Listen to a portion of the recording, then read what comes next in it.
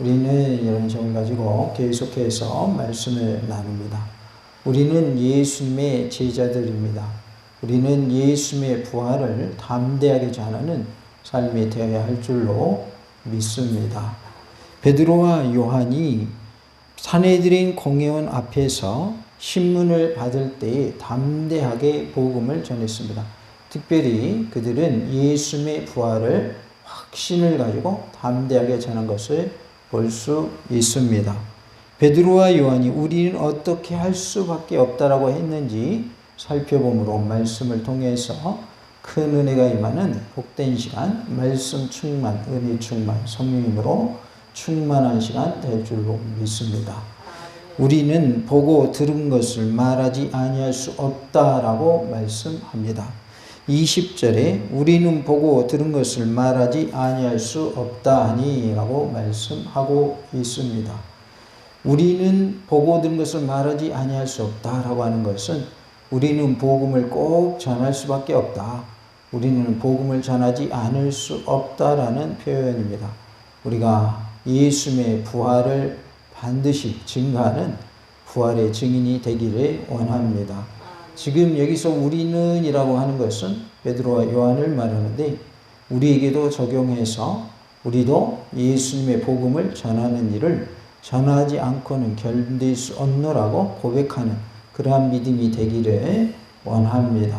우리 모두가 예수님의 부활의 증인으로 사는 복된 삶이 다 되시기를 간절히 원합니다. 같이 봅시다. 예수님의 부활을 전하는 증인 됩시다. 우리가 예수님의 부활을 전하는 부활의 증인의 삶을 사는 은혜가 있기를 원합니다. 우리는 보고 들은 것을 말하지 아니할 수 없다라고 했는데요. 목격자로서 그것을 전하지 않을 수 없다라는 표현입니다. 그들은 직접 보았습니다. 부활하신 예수님을 보았고 만났습니다. 그래서 전하지 않고는 그들은 견딜 수가 없었어요. 그래서 우리는 보고 들은 것을 전하지 않을 수 없다라고 말하고 있는 것이죠. 우리도 하나님의 은혜 가운데 우리가 예수님의 제자로서 예수님을 전하는 일에 우리 목숨도 걸 수 있기를 원합니다. 그들이 생명을 걸고 지금 담대하게 복음을 전하고 있습니다. 그들이 어떻게 될지 앞날을 알 수 없는 또 바로 뒤에 어떤 일을 당할지 알 수 없는 상황이지만 그럼에도 불구하고 목숨을 내놓고 예수님을 전하는 모습을 볼 수가 있어요.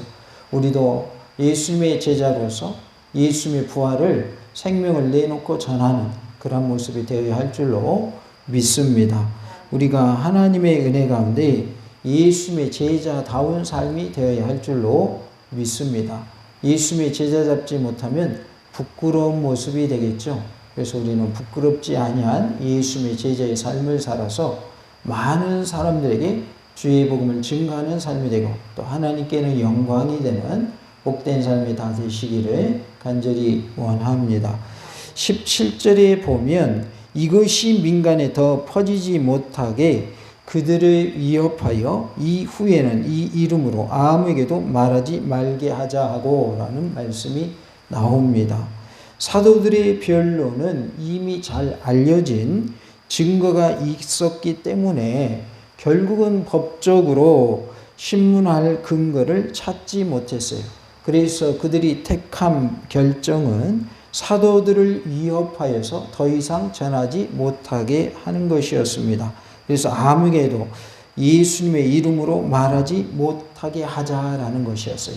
그러니까 법적으로 아무런 그들을 벌을 줄 근거가 없기 때문에 이제는 어떻게 하자는 거예요? 그들에게 겁을 줘가지고 그들을 위협해서 더 이상 예수님의 이름으로 말하지 못하도록 하겠다고 하는 것이 그들의 방법이었던 것이죠.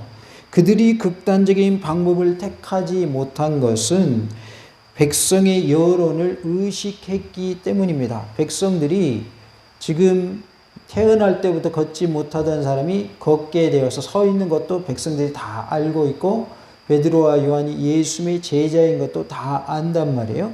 그런데 이 베드로와 요한을 어떻게 죽여버린다거나 감옥에 가둬버린다거나 이렇게 되면 백성들의 여론이 나빠질 것 같으니까 결국은 뭐냐면 베드로 요한을 생각해서가 아니라 자신들의 위치를 생각해서 그렇게 못하고 있는 그런 모습을 볼 수가 있습니다.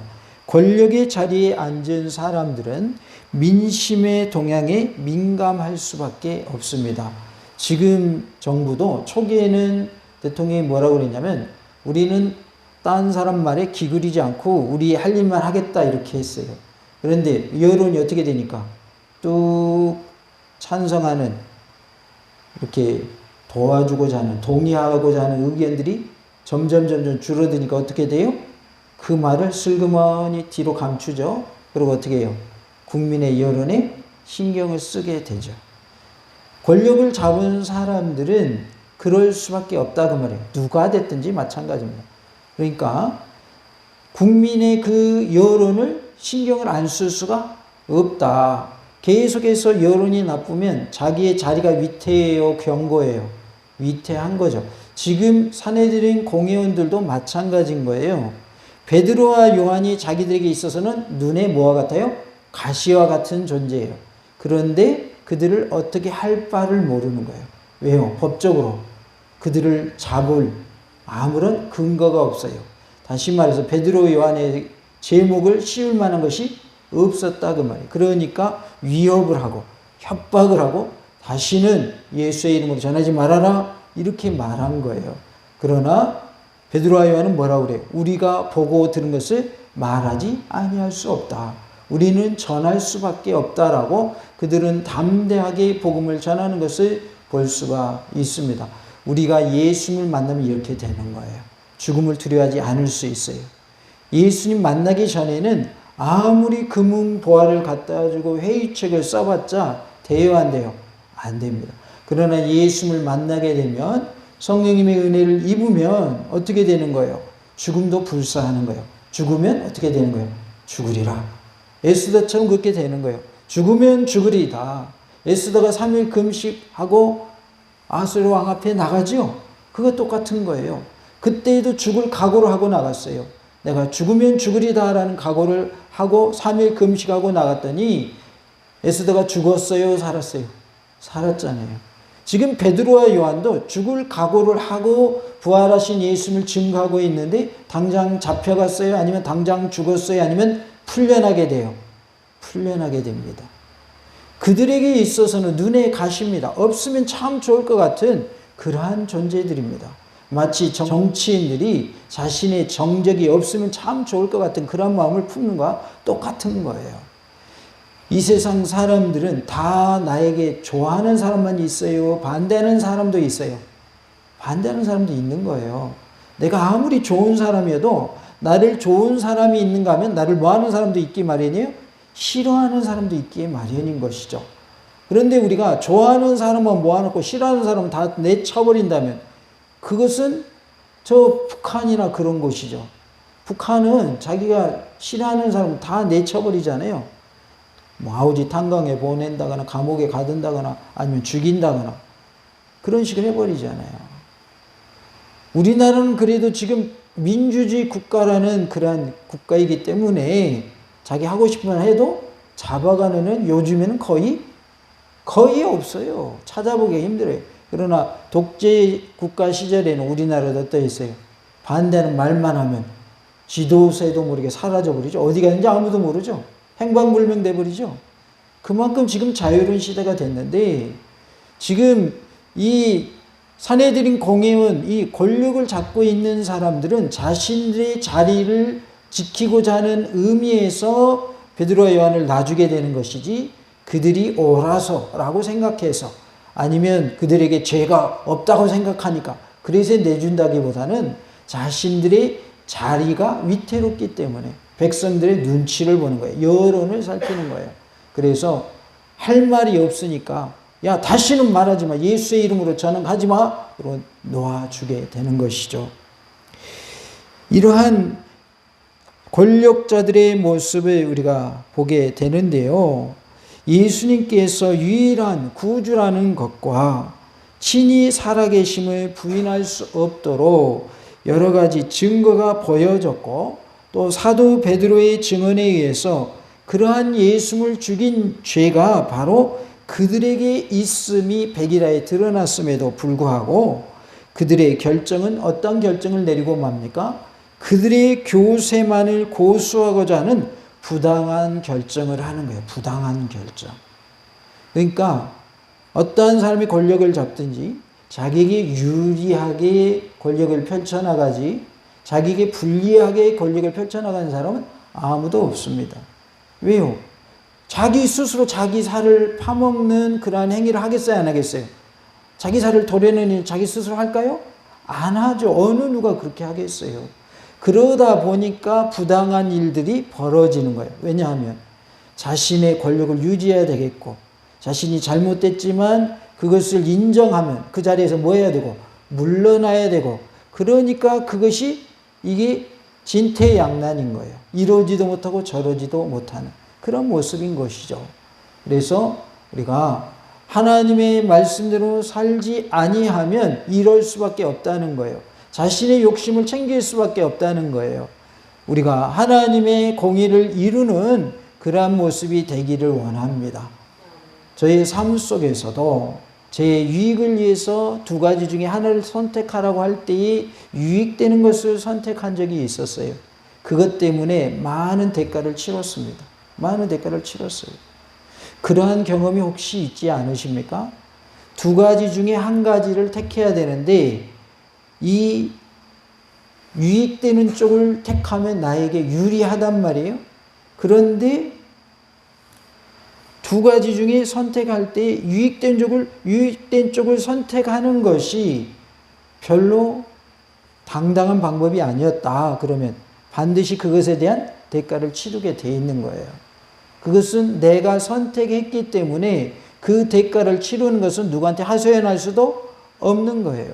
누가 택했기 때문에 내가 택했잖아요.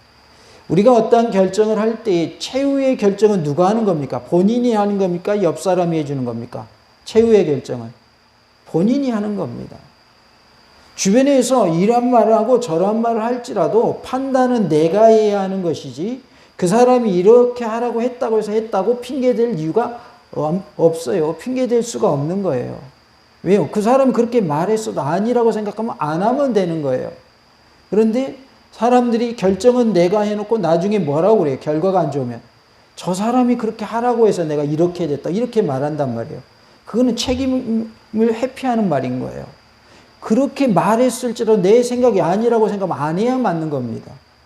그런데 왜 했을까요? 그 사람의 말을 듣고 그 사람의 말을 들으면 나한테 이로울 것 같으니까 그대로 한 거예요. 대부분의 사람들이 그래서 결정을 하는 거예요. 저 사람이 말한 것이 좀 아닌 것 같아도 나한테 이로울 것 같으니까 그것을 선택하는 것이지 저 사람의 말이 나에게 절대적으로 불리할 것 같다 그러면 그거 택하겠어요? 안 택하죠. 어느 누가 그렇게 택하겠습니까? 그 사람의 말 맞을 것 같으니까 그 사람 말대로 해놓고 저 사람이 하라고 해서 내가 이렇게 해가지고 이렇게 안 됐다고 잘못됐다고 그렇게 말할 그 거리가 아니다 그러면 최후의 선택은 누가 하는 거다? 내가 하는 거예요. 스스로 가는 거예요. 본인이 하는 거지 남이 하는 거 아니에요. 그래서 신앙을 지키는 것도 마찬가지예요. 우리의 신앙을 지키는 것을 칼을 들이대면서 총을 들이대면서 너 신앙 지킬래 안 지킬래? 아, 저 사람이 살려준다고 하니까 야 예수님 부인해야 되겠다. 저 사람이 살려준다고 해서 내가 예수님 부인했어요. 그렇게 말할 거리가 된다 안 된다? 안 되는 거예요. 선택은 내가 한 거예요. 저 사람이 나를 안 살려준다고 했을지라도 내가 믿음을 지켜야 되겠다. 이렇게 하면 죽음을 불사해서라도 믿음을 지켜야 맞는 거예요. 그래야 순교할 수 있는 거죠. 그렇지 않아요? 예수 믿는다고 하면은 죽는다고 하니까 얼른 내가 잠시 살고 나중에 잘 살면 되지 뭐. 예수님 잘 믿으면 되지 뭐. 그러면은 뭐 할 수밖에 없어요. 그 자리에서는 예수님 부인할 수밖에 없는 거죠. 그래서 최후의 결정은 본인 몫이다. 내 몫이지 남이 뭐라고 한 것은 우리가 뭐라고 말할 거리가 되지를 않는다. 남에게 책임 전가하지 말라 그 말이에요. 결정은 누가 해놓고 내가 해놓고 왜 남한테 책임 전가를 해요? 우리가 예수님 믿는 것도 마찬가지예요. 옆 사람이 아무리 예수님 믿으라고 해도 안 믿어놓고 아, 저 사람이 나를 더 적극적으로 예수님 믿게 해야 되는데, 더 전도를 했어야 되는데, 전도를 시원찮게 해야 되는데, 예수님 안 믿어가지고 지금 지옥가 있다고. 그런 말 할 수가 없는 거예요. 왜? 전도했으면 받아들여야 하는 사람은 나잖아요. 근데 내가 안 받아들였잖아요. 안 받아들인 건 내가 안 받아들인 것이지, 옆 사람이 전도를 대충 해서 그런 게 아니잖아요. 전했잖아요. 전했으면 내가 받아들여야 맞는 거죠. 그래서 결정한 것에 대한 책임은 반드시 누가 지게 되어 있다? 내가 지게 되어 있는 거예요.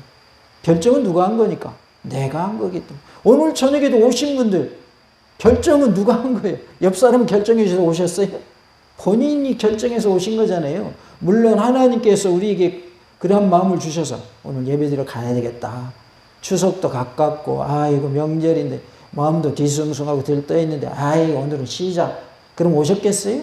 절대로 안 오죠. 우리가 무엇인가를 행한 후에 그에 따르는 결과는 내가 결정한 것에 의한 결과이기 때문에 남에게 책임을 전가하면 안 되고, 하나는 또 뭐냐면 하나님 원망하면 안 되는 거예요. 실컷 내가 결정해 놓고 내가 결정한 거에 따른 결과인데 하나님께 원망하면 되겠습니까? 내가 결정해 놓고 하나님이 그렇게 나쁘게 결과 나오라고 하신 분이 아니란 말이에요. 결정은 누가 한 거예요? 내가 한 거잖아요. 하나님이 원하시는 대로 결정을 하면 그것으로 인한 고난이 있을지라도 그것은 내게 유익한 거예요. 왜요? 내가 천국 가는 길이기 때문에 그래요.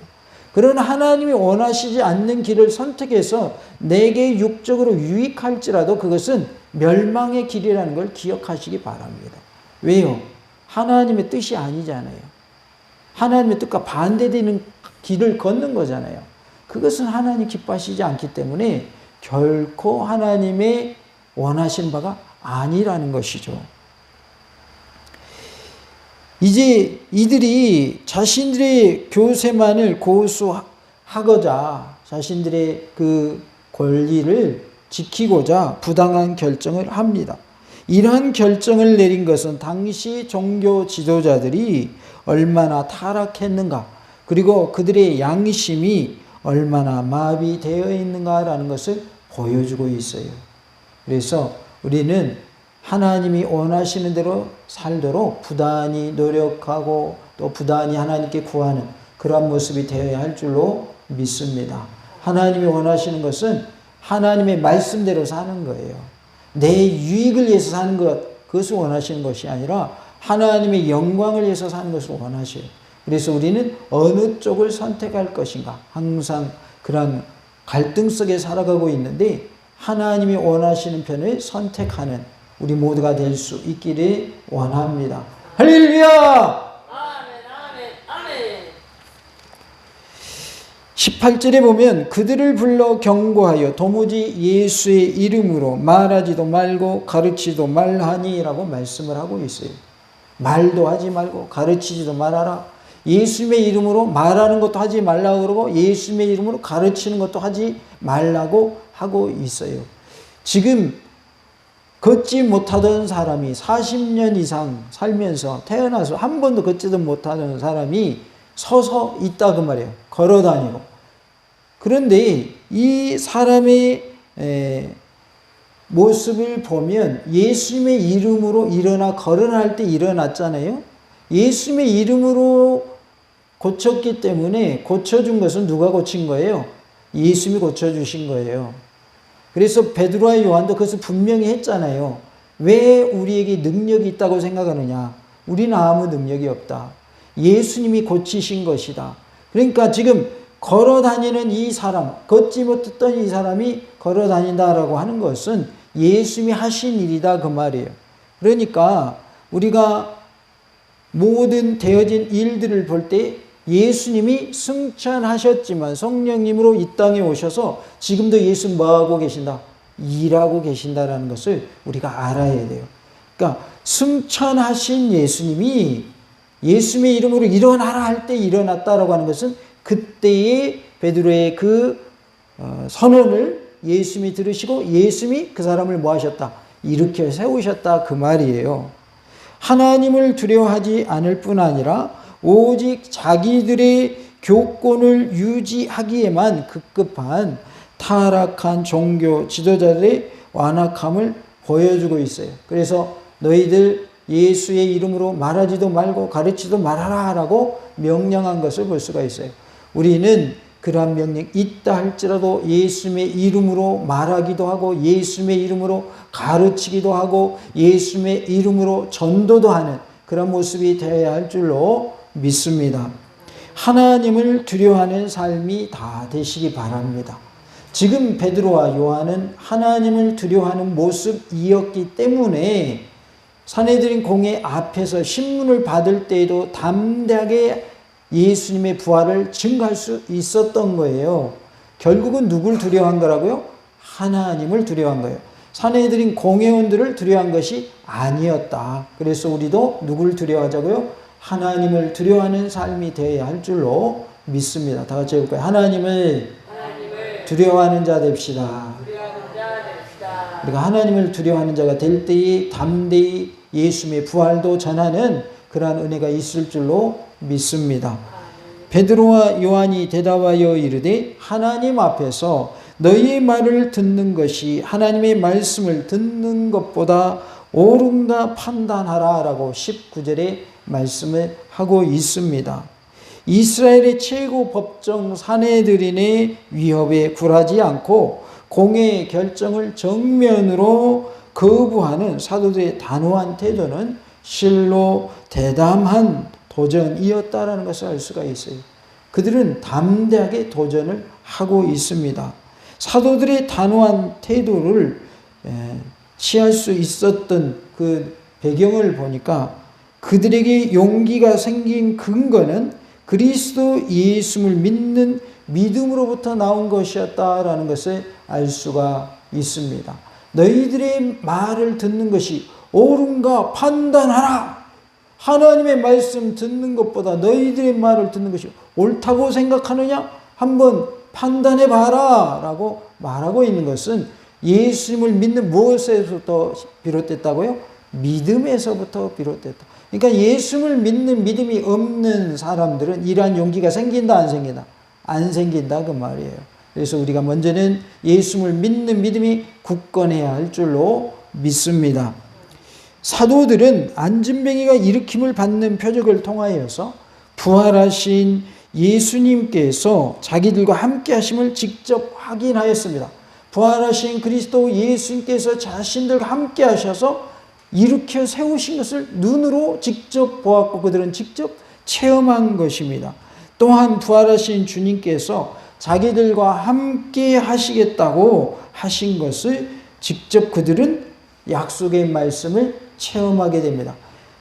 마태복음 28장 20절에 내가 세상 끝날까지 너희와 항상 함께 있으리라라고 하신 말씀의 그 약속을 이루실 것을 그들은 믿었기 때문에 이렇게 담대할 수 있었던 것이죠. 예수님의 그 말씀, 내가 세상 끝날까지 너희와 항상 함께 있을 것이다 라는 말씀을 그들은 뭐 했어요? 믿었다라는 거예요. 그래서 우리는 하나님의 말씀을 뭐 해야 된다는 거예요? 믿어야 된다는 거예요. 하나님의 약속의 말씀을 믿고 담대하게 주님의 증인으로 사는 은혜가 있기를 원합니다. 이러한 믿음은 세상이 감당하지 못한다라고 성경은 말씀하고 있습니다. 히브리서 11장 37절 38절에 보면 돌로 치는 것과 톱으로 켜는 것과 시험과 칼로 죽임을 당하고 양과 염소의 가죽을 입고 유리하여 궁핍과 환난과 학대를 받았으니 이런 사람은 세상이 감당하지 못하느니라. 그들이 광야와 산과 동굴과 토굴에 유리하였느니라 라고 말씀을 하고 있어요.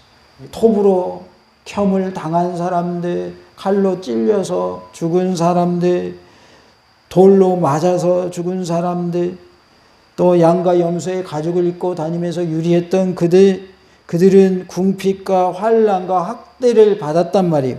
그런데 이런 사람은 누가 감당하지 못하는 사람이다? 세상이 감당하지 못하는 사람이다. 칼로 죽여도, 톱으로 켜도, 돌로 쳐도 그들은 예수를 부인하지 않아요. 그래서 이런 사람들은 누가 감당하지 못하는 사람이다? 세상이 감당하지 못하는 사람이다 그 말이에요. 칼로 죽이면 죽을 수밖에 없어요. 돌로 치면 맞아 죽을 수밖에 없어요. 톱으로 켜면 톱으로 켬을 당해서 죽을 수밖에 없어요. 그런데 성경은 뭐라고 그래?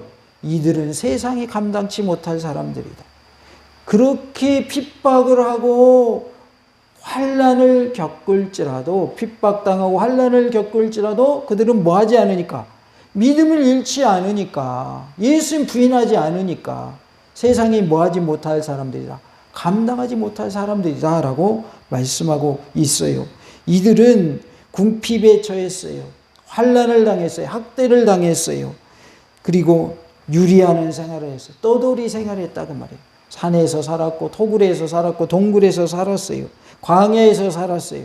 그런데 이들은 세상이 감당하지 못하는 사람들이었다. 육적으로 보면 참으로 연약한 사람들이죠. 죽이면 죽을 수밖에 없는 사람들이죠.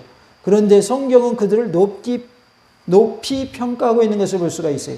세상이 감당하지 못하는 사람들이다. 그러니까 하나님의 사랑에서 그 어느 누구도 우리를 빼앗을 수 없고 하나님의 사랑을 뭐 할 수가 없는 거예요?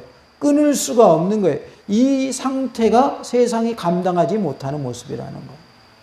우리가 막 혈기가 많아가지고 싸우는 사람보다 다 이기고 힘이 세가지고 무조건 다 이기고 그걸 뜻하는 게 아니다 그 말이에요. 비록 우리에게 핍박을 가하면 당하는 그러한 연약한 존재일지라도 그러나 그 사람은 하나님이 보실 때 정말 귀한 영혼이고 하나님 기뻐하시는 자라는 거예요. 세상이 감당하지 못하는 자라는 거예요. 우리의 육의 생명을 해할지라도 우리의 믿음 그리고 하나님과의 우리의 관계 하나님의 사랑에서 끊어지게 하는 것 그들은 그렇게 할 수 없다 그 말이죠. 우리를 죽여서라도 방법이 없는 거예요. 죽여도 우리는 믿음을 잃지 않는 거예요. 그것이 세상이 감당하지 못하는 사람의 모습인 거죠. 그래서 우리는 세상이 감당하지 못하는 사람이 되어야 할 줄로 믿습니다. 죽여도 우리 어디 가요? 천국 가잖아요. 그러니까 죽음도 두렵지가 않은 거예요. 죽으면서 뭐 하면서 죽을 수 있어요? 찬송하면서 죽을 수가 있는 거예요. 찬송하면서. 왜요? 천국이 보이잖아요. 영안이 열려가지고. 예수님이 나를 맞이하고 있잖아요. 그러니까 찬송이 나오는 거예요. 죽어가는 그 순간에도 형장의 이슬로 사라지는 그 순간에도 찬송이 나오는 거예요. 안 믿는 사람들이 볼 때는 감당할 수가 없는 거죠. 저 사람은 죽여도 소용없구나. 그래도 믿음 지키구나. 이렇게 되는 것이죠.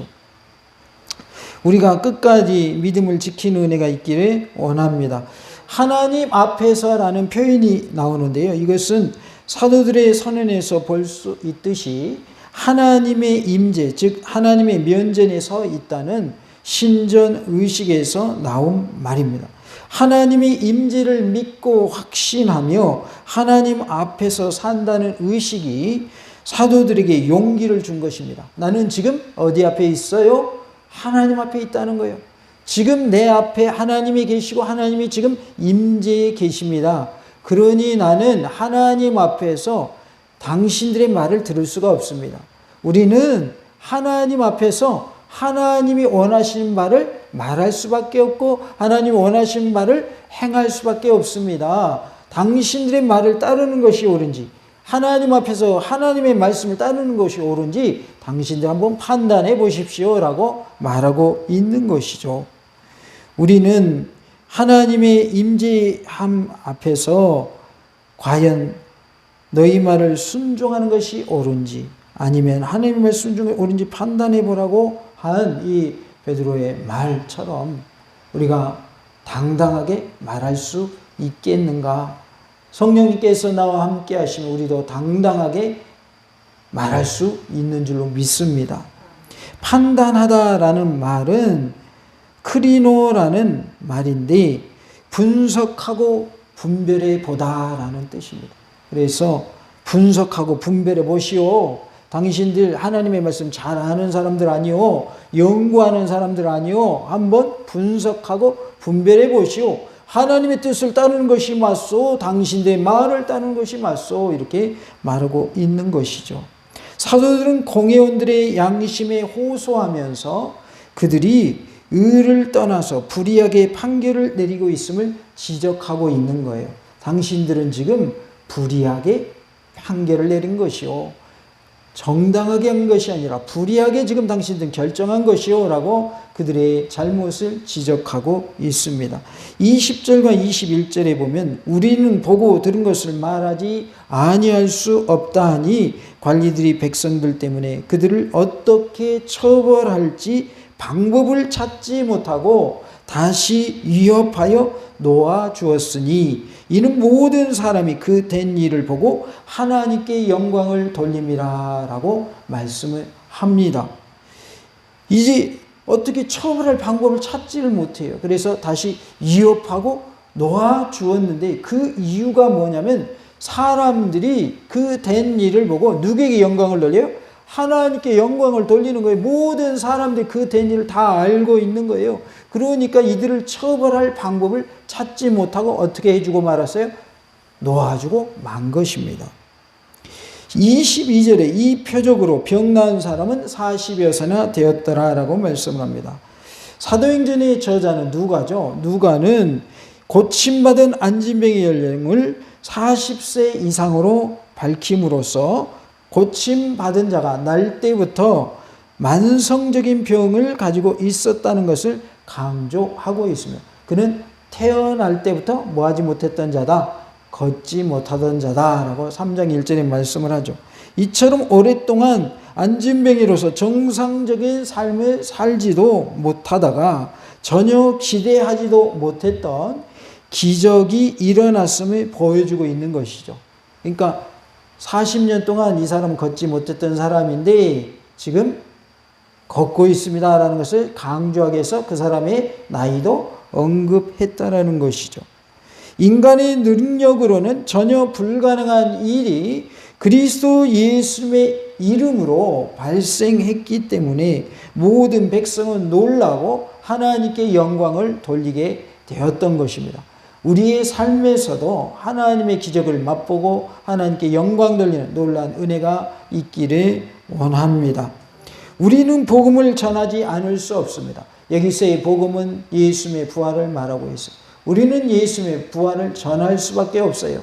우리는 예수님의 십자가, 예수님의 부활을 전하는 복음의 증인이 다 되어야 할 줄로 믿습니다. 다 같이 해볼까요? 예수님의 부활의 증인 됩시다. 우리 모두가 하나님의 은혜 가운데 예수님의 부활을 전하는 부활의 증인의 삶을 사는 은혜가 있기를 간절히 원합니다. 할렐루야!